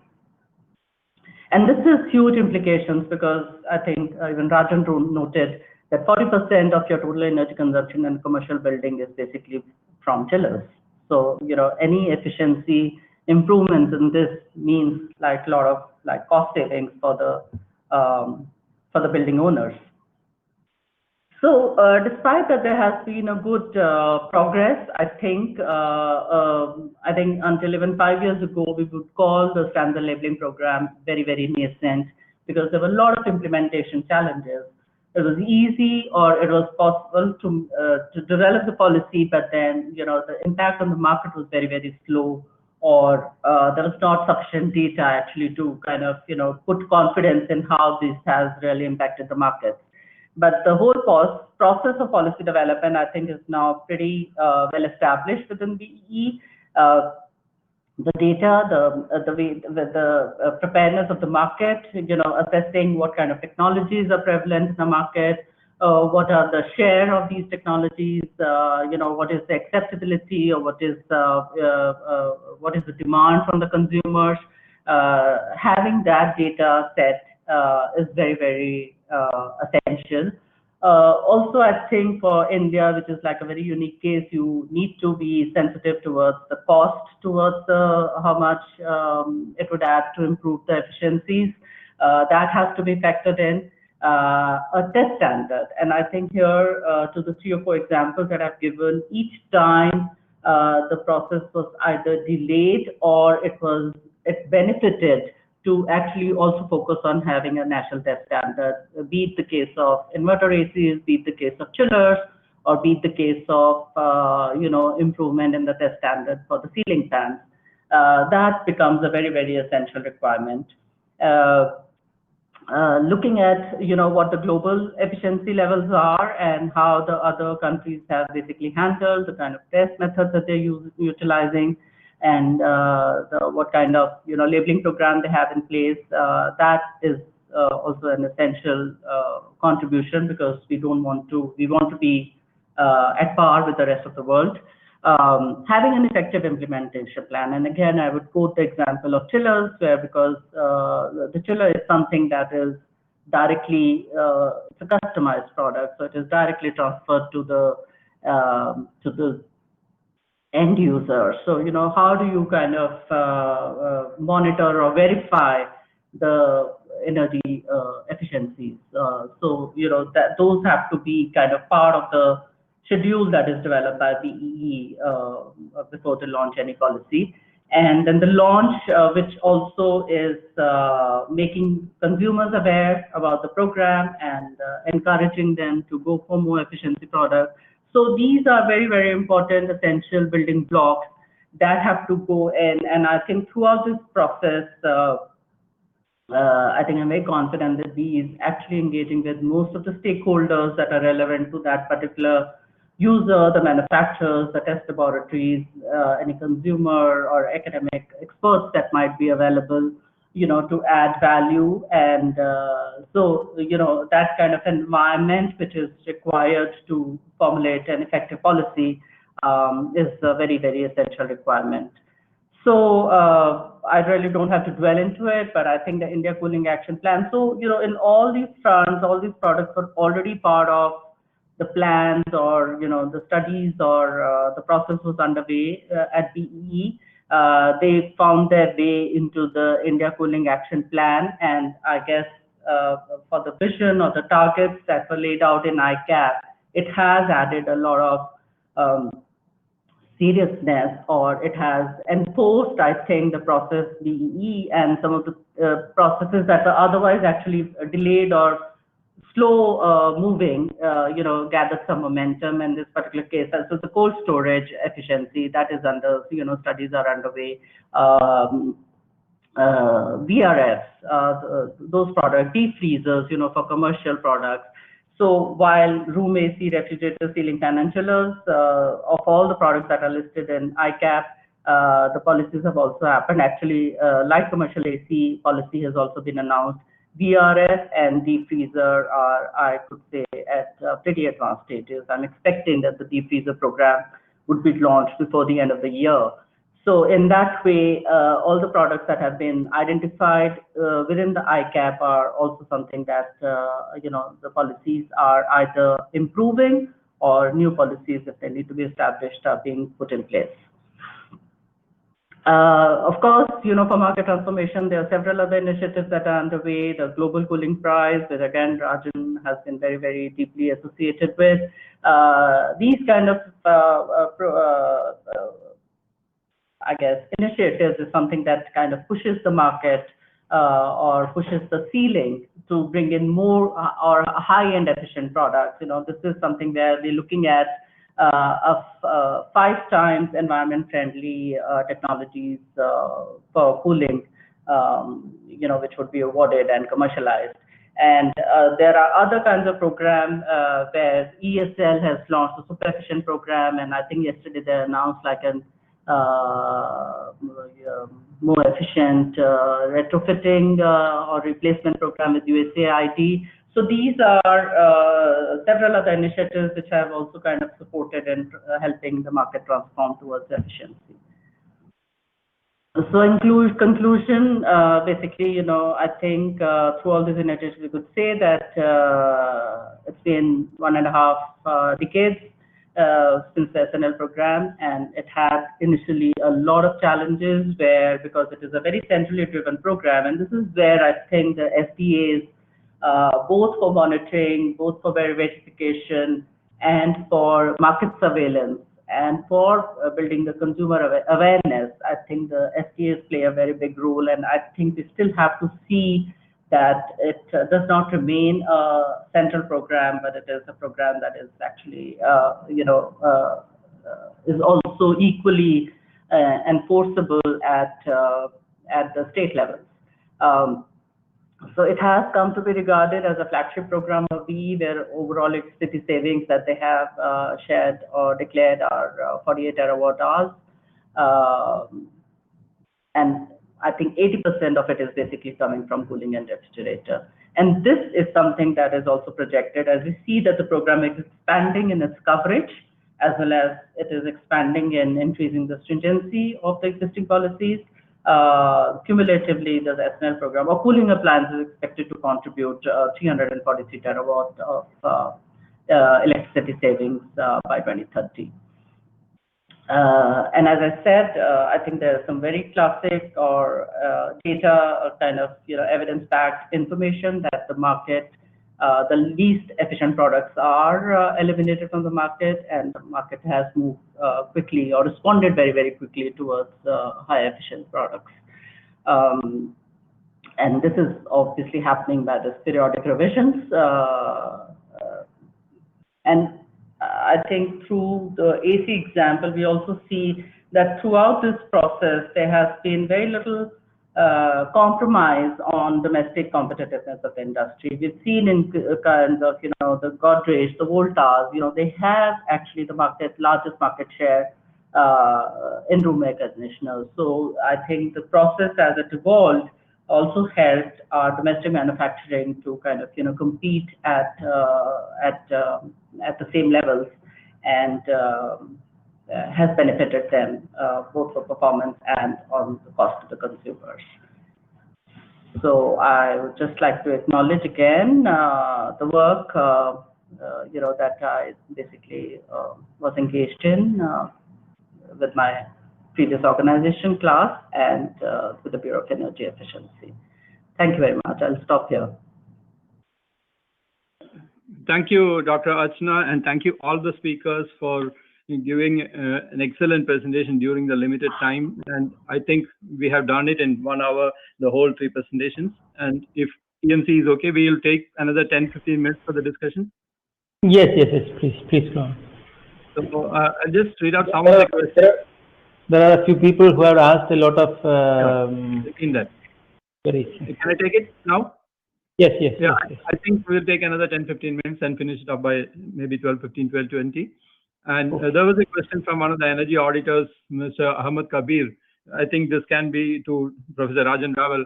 Is there any methods to ensure thermal comfort and better efficiency without using air conditioners? And he had another question, that is there any procedure to find out efficiency of air conditioners without any assumptions? Any one of you can respond, but I think this is probably to Professor Rajan Raval. Yeah, so I think the way I get the first point is that how to, I'm just trying to get that question, or can you repeat the question? I think there are 2 parts to it, so just repeat the first part. First part is there any methods to ensure thermal comfort without using air conditioners? I think you had mentioned about mixed mode, and maybe you can elaborate. Yeah, so the thermal comfort is, as defined by ASHRAE, is a state of mind, and depending upon the kind of building, we can determine the comfort expectations. In a simple manner, if I explain this, if we are in an air-conditioned building, our expectation from the building would be very different than the expectation from the natural ventilated building, because psychologically it affects us that where we are. So National Building Code and ECPC does have equation which can help you to determine that if you are in Trivandrum and if you want to find what are the acceptable comfort temperatures, using that equation you will be able to find that, okay, in a Trivandrum this could be acceptable thermal temperature. May not be necessary. For example, let's say 15th March, if you find that in a air-conditioned building in Trivandrum, equation gives you 32 degree or 31 degree centigrade, not necessarily that same number will come up in a Simla, which is a cold place relatively. The equation may suggest that you will be comfortable at 27 degree, because humans are in tune with the outdoors, and depending upon the kind of building we are in, our expectation. So there are equations, 3 equations given in a National Building Code based on the adaptive model, which say that if you are in naturally ventilated building, this is what you should do. If you are in a mixed mode building, this is what you should do. And if you are in an air conditioned building, this is what we should do. So that is the way we can define a thermal comfort in a building. Now, if the temperature is within the limit by which your building can provide, so for example, if you have a shaded windows where direct solar radiation is not hitting the floor or the furniture, if you have a reasonable good amount of ventilation in a warm and humid climate, so that means air velocity or air speed is taking away the body heat through the convection. So if you have some of these measures, you may not require air conditioner. But how to determine the thermal comfort is what probably is more important, and you will be able to achieve that. So that was the answer for the first question. What was the second one? I request you to repeat. Yeah.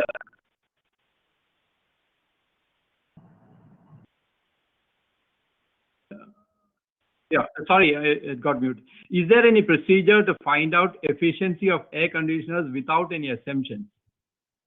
Without any? Assumptions.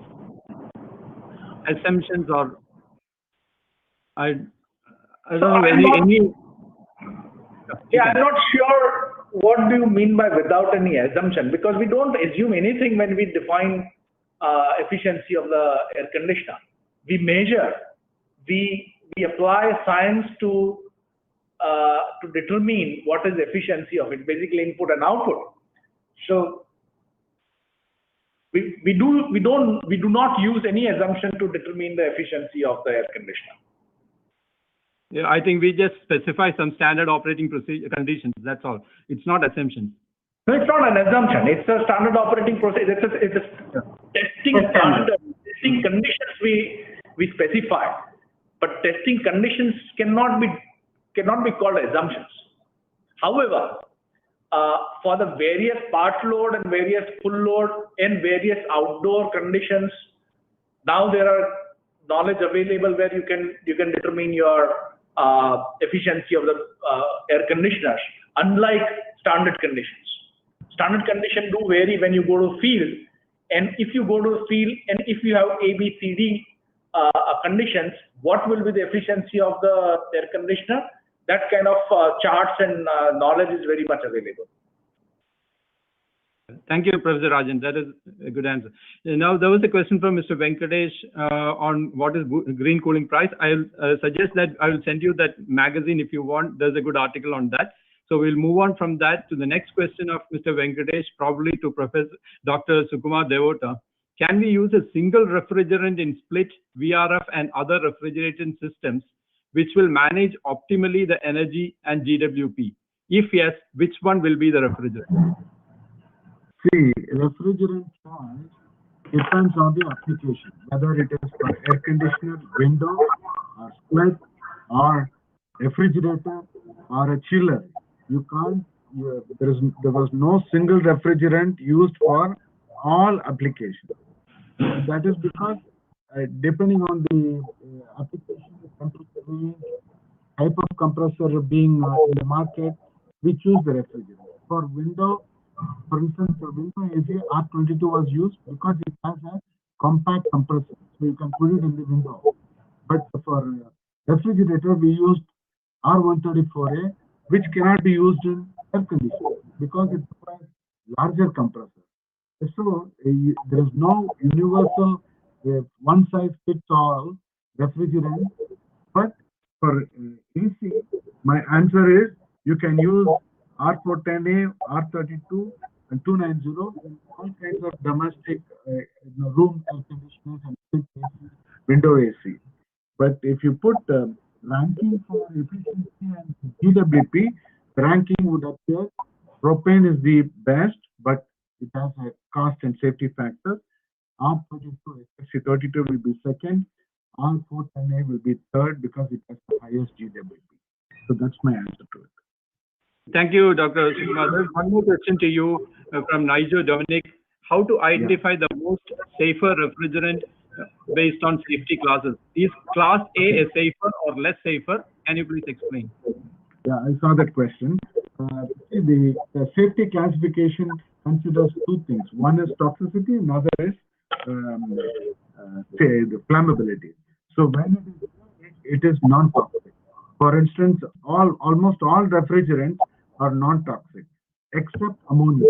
Ammonia, there are also a toxic, I think 1, 2, 3 also came into cement. So ammonia is toxic. So when it is ammonia, you call it B2L because it is toxic as well as flammable. Whereas when it is toxic and flammable, you will go to A2L, A3. Propane is A3. It is non-toxic but highly flammable. You know, so that is how we. A means non-toxic, B means toxic. Then 1, 2, 3 is the increasing. The higher the number, the higher the flammability. A1 is the least flammable. 3 is the most flammable. Hope it answered the question. Thank you. That clearly answered the question. Now we are going to some of the questions on inverter technologies. Any one of you can actually take it on. The question from Anish Rajendra from EMC, he says that inverter technologies have been recently introduced in HVAC, and now there are some questions about its failure rates. The control circuits are failing and the cost of replacement is quite high. It's almost 1/3 of the price of the new unit. So he's asking whether it is good to switch back to conventional on-off control strategy rather than inverter type. And there was an add-on question that from Mr. Anish. He says that variable speed and motor speed optimization is a promising technology to achieve energy saving, but effective is this in the case of chill water pumps without affecting the performance, core saturation, and power quality. So I think there are a couple of questions asked by Mr. Anish on this inverter technology. One is based on the cost of replacement of the spare parts, and the second is on the performance and the power quality, including the power factor. Any one of you who is can take up this question?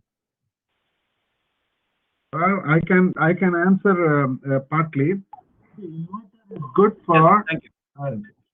This is inverter technology is good for when you have a long hours of operation. For instance, okay, you will be certainly using it for 8 hours, more than 8 hours.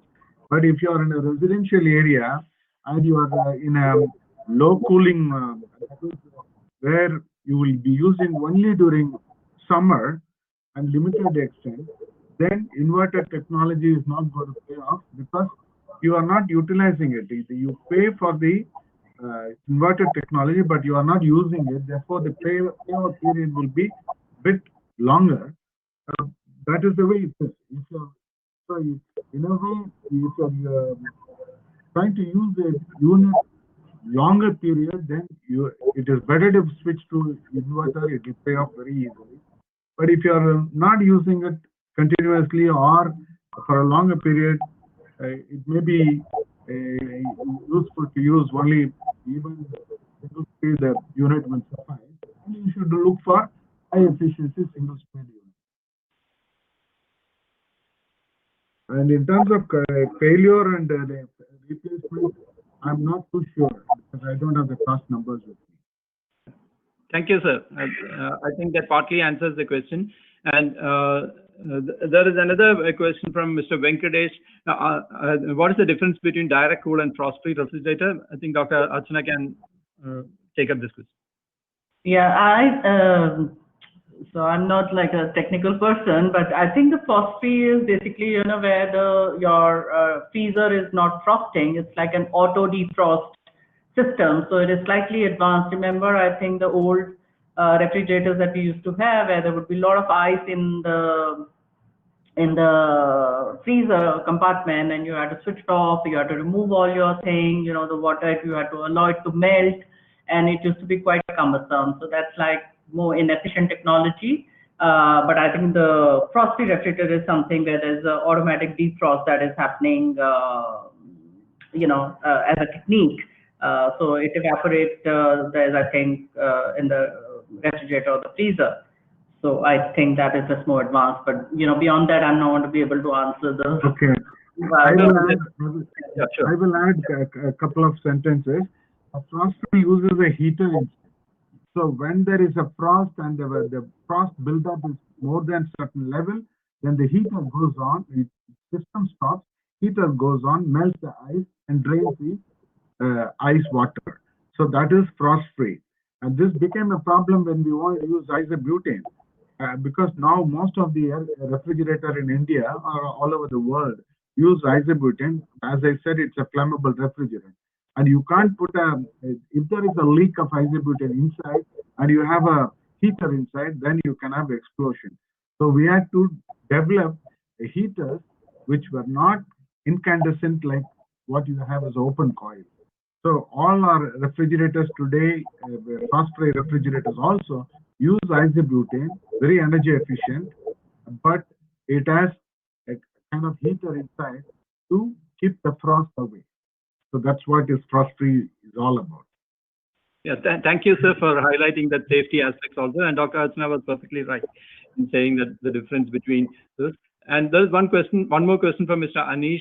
How reliable is the device like electronic expansion valves used in VRV systems, which is sophisticated and costly unit to adjust refrigerant flow? These valves are available and they are being used extensively and they are expensive.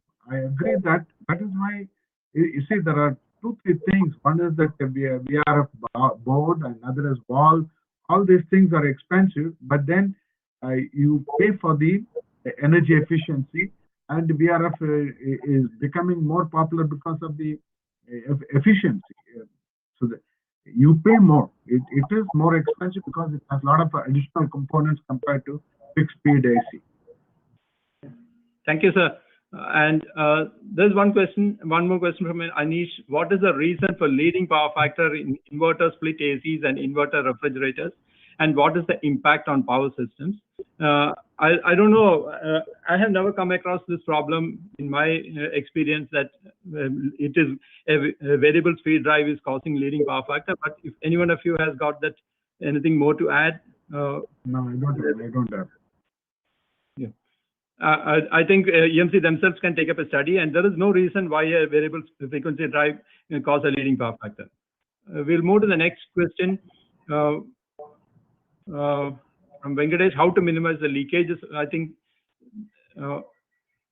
that's running out of time. We'll take only a few questions. How to minimize the leakage of refrigerants and how often we have to replace refrigerant? See, that is why I said we need safety standards, because for flammable refrigerant, the joints are eliminated. You don't use any soldered joints. Their couplings are used, and they minimize number of bends, all these things. And second thing is length of the connection between outdoor and indoor unit is fixed. You cannot change its length infinitely. And third is you try to do coupling at the site without using anything. So all these things, technologies have been developed. Now it's all available, and therefore the leak in the high-rise building, it's not a concern outside, because if it leaks, outdoor unit leaks, it's not a big deal. Whereas if it leaks inside indoor unit, then it is an issue. That is why the standard says how much refrigerant you can put. Even if the entire refrigerant leaks inside the room, still you cannot have fire or explosion. That is the way standard is written. Thank you, sir. There's one more question on that. Any research on using ammonia for small size AC applications like split and VRF, as ammonia is energy efficient and 0 GWP? Ammonia is a very good refrigerant, and its GWP is very low, almost 1 or 0. But the only thing is, it cannot be used because the compressor size is much bigger. Ammonia requires a much larger compressor. Its pressure is high. You cannot use copper. You cannot use copper with ammonia. So these are the things which come in the way of ammonia. Is a good chiller for good refrigerant for industrial chillers, but not for split AC or anything like that. But if somebody develops an ammonia water absorption system, one can consider that. Thank you very much, sir. I think we are almost running into the last minutes, and if at all any other questions are there, as the director said, EMC will directly mail you the answers. And now I hand over this, once again thanking all the presentations, Professor Rajan Raval, Dr. Sukumar Devota, and Dr. Archana Valia for the wonderful presentations, and thank all participants for the participating in this seminar, and thanks EMC for giving this opportunity. Over to Mr. Dinesh from EMC. Thank you, Mr. Jayaraman. Let me take this opportunity to thank Professor Rajan Raval for his very informative talk on this specialization of building, requirement of a specialization in building physics. Actually, Energy Management Center is also developing some courses in our Energy Management Institute, which is now functioning. We are thinking about new courses, certificate courses or diploma level courses, wherein this sort of things can be addressed. I will take this information over to Director. Currently, he is not attending the session due to some other official uses. I also like to thank Dr. Sukumar Devota for his very much informative talk on this refrigerants and the types of refrigerants and life cycle climate performance requirements and standards and all. Thanks is due to Dr. Archana Valia, who had given detailed information on this labeling aspects and current labeling trends and requirements for labeling and interventions from SDS in the future in this policy area. Actually, EMC has currently appointed inspectors and all for this energy efficient char labeling requirements and all.